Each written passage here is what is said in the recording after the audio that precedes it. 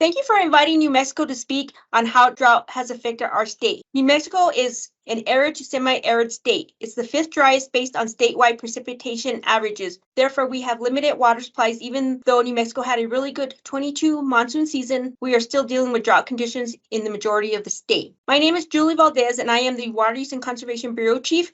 And with me today is Jerri Pohl, Supervisor for Statewide Projects, and Andrew Erdmann, the State Water Planner. In today's presentation, Andrew, Jerri, and I would like to briefly discuss New Mexico's Drought Toolbox. I would like to give you a brief overview of the current drought conditions in New Mexico. The map shown on this slide is from the U.S. Drought Monitor, and it reflects the drought conditions from January 24th. The maps are updated every Tuesday and released to the public on Thursdays. As of today, 82% of the state is in D1 to D4, with 4% being in D3, D4. The monsoon season this summer brought relief to New Mexico's drought. As you can see from this slide, the majority of the state is still experiencing some type of drought. Using a timeline from the U.S. Drought Monitor, we can compare the current drought to that of the past 20 years. We can see that D4, which is this dark maroon, almost brown color, pops up in 2002, 2004, 2006, 2011, 2013, 2018, and again in 2020. The slide from climate.gov is interesting because it illustrates over time how temperatures in the United States have become much warmer. This slide illustrates reservoir storage across the state. All reservoirs are well below average and below last year's storage volume. New Mexico's largest reservoir, Elephant Butte, is at 5% capacity, while New Mexico's second largest reservoir, Navajo Lake, is at 51% capacity. Climate forecasters are predicting that the drought in New Mexico will likely persist and intensify. Therefore, water preservation is important. By making conservation a way of life in New Mexico, we save water, rebuild our aquifers, we are prepared for the uncertainties of climate change, and we minimize the harmful effects of drought. To help preserve water, the New Mexico Office of the State Engineer developed tools designed towards the wise use of water for a health conservation landscape. In 2019, our office published the New Mexico's Enchanted Xeriscape Guidebook. The guidebook provides all the information needed to create a beautiful xeriscape garden. The New Mexico Plant List and Plant App are expert recommended list of low water use, native or adapted plants that thrive in New Mexico's climate. New Mexico's landscape irrigation calculator works like a smart controller, applying the right amount of water based on information about site conditions such as evapotranspiration, soil type, plant type, and microclimates. The smart calculator uses 24 years of historical weather data to estimate water needs on any given day of the year. The weather data is used to calculate average, daily, and historic evapotranspiration rates. The New Mexico Landscape Irrigation Calculator provides a personalized irrigation calendar with watering times by zone, run times, and number of cycles. Rooftop rainwater harvesting along with outdoor water conservation can reduce the demands on municipal water supplies and our aquifers. Rainwater is the best source of water for plants because it is free of salts and other minerals that can be harmful to the roots. Active water resource management is the state engineer's critical management initiative to address continuing drought, increase variability in water supplies, and increase demand for water. The state engineer has AWRM tools to actively manage real-time distribution of water to prevent waste and ensure that water right owners do not exceed their legal right, implement priority administration of water rights in times of shortages, and ensure New Mexico continues compliance with interstate obligations. These comprehensive set of tools allow the Office of the State Engineer to effectively manage water resources, protect senior water rights, and meet interstate stream delivery obligations. I will hand it over to Andrew now for the 50-year planning. Okay, thanks, Julie. My name's Andrew Erdmann. I'm the State Water Planner. I'm with the Interstate Stream Commission, and I've got a few slides here to talk about kind of what we're expecting for the future of water availability in New Mexico and how we're planning for that. Okay, so first, we're starting with 50-year water planning. That's the state's new initiative to really look forward and use our water planning processes to prepare for different conditions than we have today. 50-year water planning is a governor's initiative, which is really designed to help New Mexico plan for climate change impacts to water supply, and it's intended, the plan itself is designed for decision makers and the general public so that we can get across some information about changes we're expecting. I have a little bit on here about what this water plan is not, because we've done several other water planning efforts in the past, and it can be a little confusing. This is not the state water plan. New Mexico continues to do state water plans every 5 years. Those are largely a reporting tool to talk about work that's being done in the state or has been done in the past 5 years. It is not regional water plans, which were last updated in 2017. It's not a technical report. It's pretty short. We're shooting for 30 pages. We're closer to 80, but It's not full of tables. It's not all gloom and doom, although it is substantially that. But there's a lot in there that's identifying projects and ways that we can go forward. It's not going to solve all the state's problems. So the intent here is to look 50 years out and design problems that we can tackle in the next few years based on those conditions.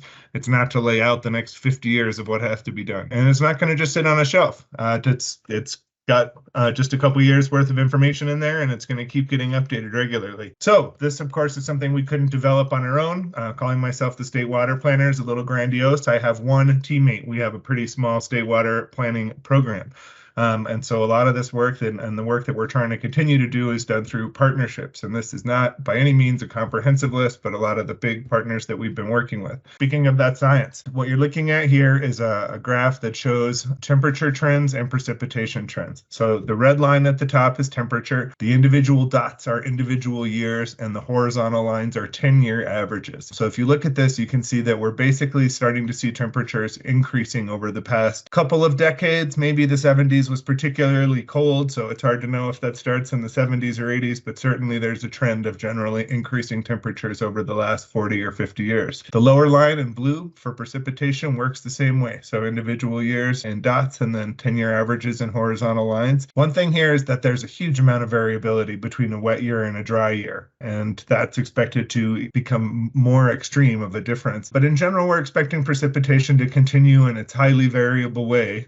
The main concern is that we'll be spreading that same amount of precipitation. I think Julie said fifth driest in the nation across a longer summer and a hotter year. So that's going to increase the demand for landscape use and increase evaporation rates for water in general. So this is a slide that shows anticipated increases in temperature. The entire state is expecting to go up at least 5 degrees rise in temperature, and that's going to affect the whole state. The other thing that you can't quite see in this slide is that this is part of a big regional process. This isn't uniquely affecting New Mexico. I know this is a multi-state audience, so I'm sure folks in their own states are looking at similar maps and trying to figure out how to deal with this. But this is what we're facing just here in our state. Again, here looking at New Mexico, we're looking at an increase in aridification. The map on the top left is the historical period, 50-year period ending in 2020. Essentially, the red areas are more arid, and the redder it is, the more arid it is. The final map, the one that's all red, that's showing in general what we're expecting for changes. And as you can see, basically the white areas are the only areas we're not expecting change. So this one is to show that New Mexico is not alone in this, and of course that includes Mexico to the south. What we're looking at here is change in water stress. So areas that are getting more blue are expected to experience more water, basically, and brown is going to be less so, more water stress. Again, one of the big takeaways here is that we're not alone in New Mexico. Another one is that there's essentially no white space on this map at all. Every place is looking at having changes in terms of how water is experienced. It also really illustrates the fact that we can't just hop over the border and import some water. One of the real common solutions we hear from people when we say that we're going to have a shortage of water is, well, let's get some more water, which is pretty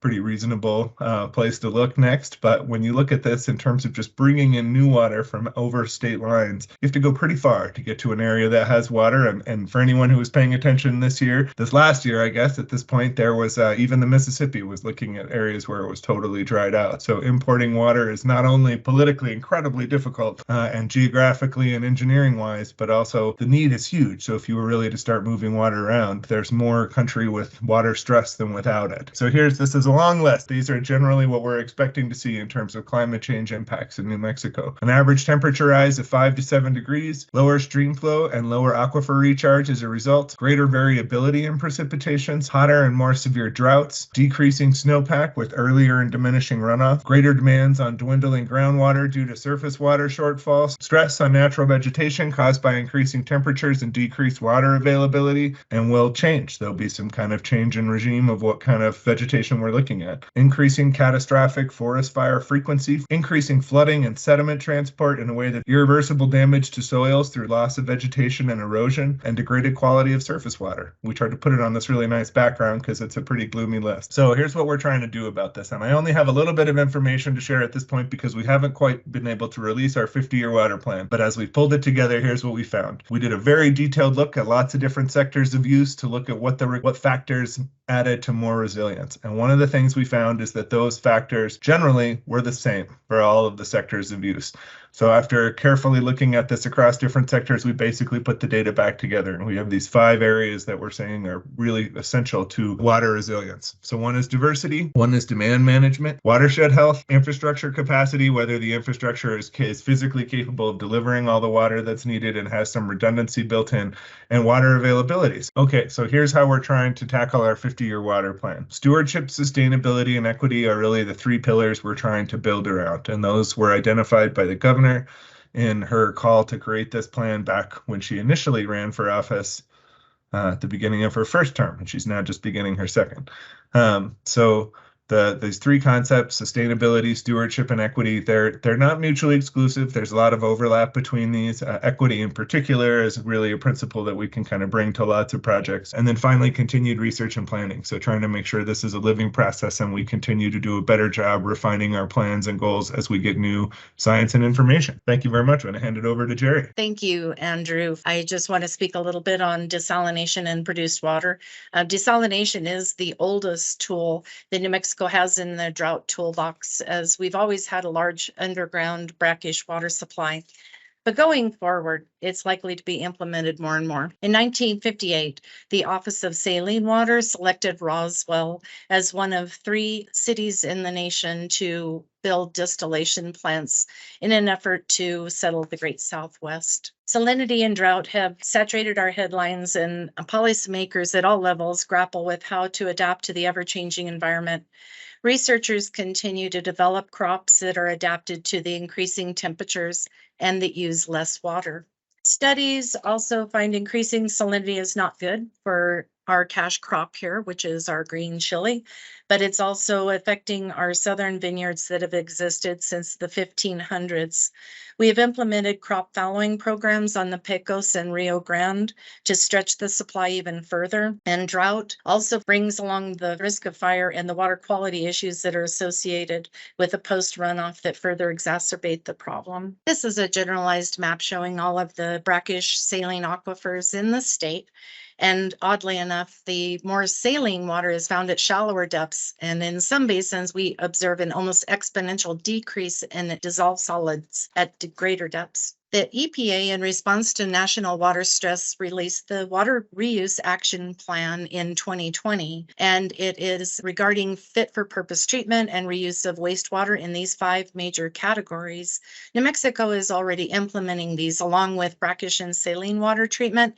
However, all of these require desalination and concentrate management. In 2021, New Mexico stood alone as a national example of accomplishments towards water security, water sustainability, and water resilience. And in 2022, again, New Mexico stood out as successfully rolling out the New Mexico Produced Water Data Portal, giving the public access to information on wells, water quality, and produced water volumes. Produced water, this is the newest potential tool to help us deal with the effects of drought and aridification. With the passing of the 2019 Produced Water Act, New Mexico now has the potential to decide whether we will have rules to use the produced water outside of the oil and gas sector. How much water are we talking about? In the chart on the right-hand side comes from the Groundwater Protection Council. In 2007, New Mexico volume was reported in excess of 665 million barrels, and that barrel is a blue barrel, which is 42 gallons. In 2012, that increased to 775 million. In 2017, it increased again to over 879 million. And again in 2021, it doubled to 1.6 billion barrels. And yes, that is billion with a B. So there are risks to the current favored method of disposal of produced water, which is saltwater injection. Seismic activity nearly weekly. We're getting reports of more earthquakes in the Permian Basin. We've had sinkholes and collapses, pollution and transport, increased road traffic, which increases the road damage, and inadequate roads, which are causing accidents. And we've just recently been informed that injection is becoming more difficult as our pore space is diminishing. We would like to close by saying that all water has value. And thank you for asking New Mexico to give our perspective on what drought means to New Mexico. And again, here's our contact information, and please reach out and contact us if you have any questions.